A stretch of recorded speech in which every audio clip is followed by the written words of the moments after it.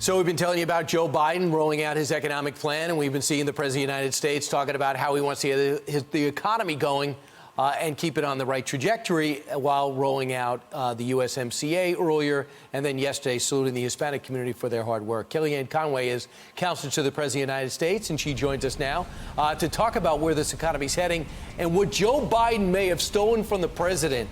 Kellyanne, you know about messaging as good as anyone in the country. When you heard Joe Biden talk about Buy American, what were you thinking?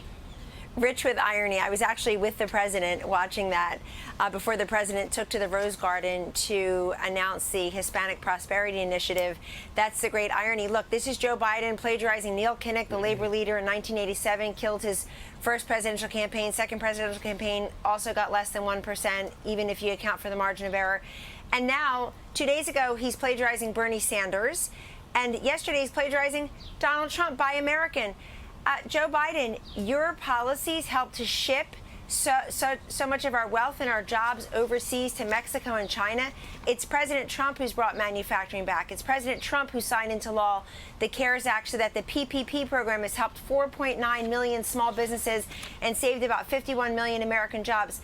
Ladies and gentlemen, yesterday Joe Biden gave his speech with the teleprompter, not taking any questions, at a small business that had received a PPP loan and stood there and said, small businesses haven't received the PPP loan. They've gone to Trump people. He doesn't even know what he's talking about. People want to fact check. Start with Donald Trump. I know he got a cognitive test and not a COVID test. I can tell you that people who are there in the audience are at risk to be around him.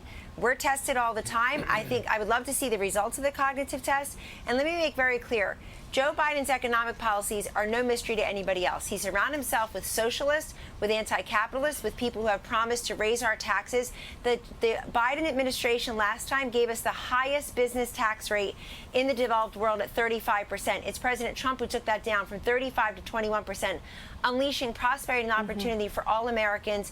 The only person who can rebuild the most successful economy in our lifetime is the person who built it the first time, and that's President Trump.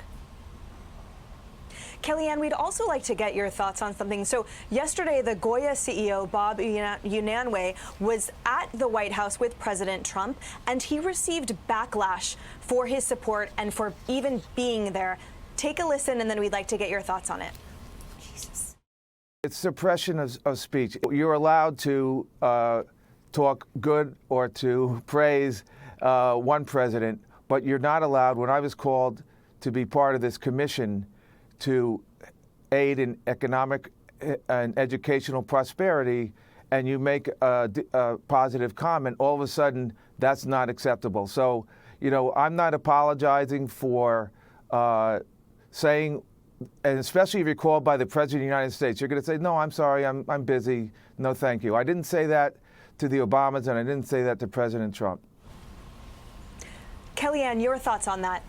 Well, he said it exactly right, and he's an upstanding gentleman whose GOYA food company is really the American dream. I think it was his grandfather who came over from Spain, started out in New York, selling butter and eggs, as he told us in the cabinet room before we went to the Rose Garden. And it is such a great American success story. It also, he was talking about how much of the product is made in America, including the steel cans. And it's just a shame that people make everything so politicized, including food. I thought what the gentleman just said was exactly right, that when he was called by the Obama administration, he answered. When he's called by the Trump administration, he answered, because he wants to see how his company can help. Do you know what he announced in the Rose Garden yesterday?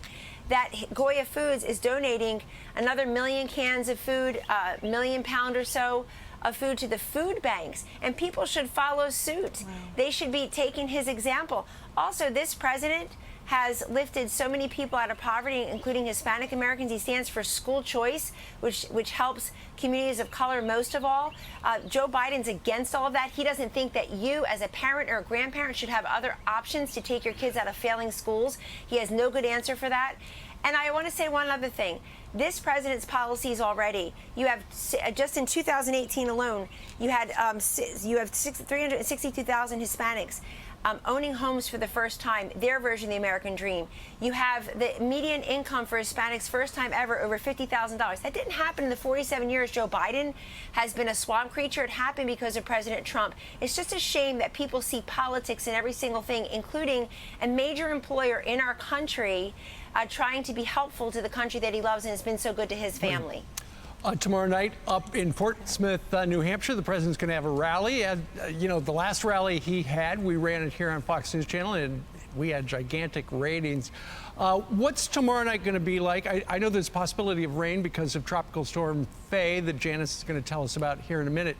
I also heard, apparently the campaign is going to make masks available and are encouraging everybody to wear them, right? Sure, and it's an outdoor rally in New Hampshire, which sadly has about 370 or so deaths last I checked. Every one of those is a tragedy, but far lower than many other states, about 5,000 cases or so overall.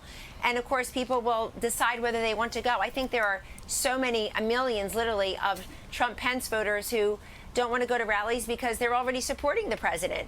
They're going to do what they can to get other people to support the president, but they don't want to go to rallies because maybe they're older or they have some of the underlying comorbidities. Right. I think you'll hear the president go through his progress report, but also his vision for the second term and the contrast between him and Joe Biden. These elections are choices. They are not referendum. It won't say Trump or not Trump on the ballot as much as people hope so. But today, in a couple of minutes, we're leaving for Miami, where the president is going to do two big events. We're going to visit South Command, Southern Command, because they've done a fabulous job since Operation Surge started on April 1st. They've interdicted in our counter-narcotics investigation or effort. They've interdicted tens of thousands of pounds of cocaine, of marijuana, of other drugs, also drug smugglers. We estimate we've saved about 700 American lives by doing this operation, really surging the kind of assets, physical assets and monetary assets unseen, and we've also been able to apprehend a number of drug smugglers. Also, the president will be, again, standing with the Venezuelan people against Maduro. You know, Joe Biden could have gotten rid of Maduro, but he made a joke about his hair. I see nothing funny about this murderous dictator, Nicolas Maduro, in Venezuela, starving the people of Venezuela. The president will be standing with them in Miami today, too, on the side of freedom against socialism and communism. Well, Kellyanne, it sounds like the president and you have a busy day and a busy weekend. Thank you very much for spending a little time with us. All the best. Thanks.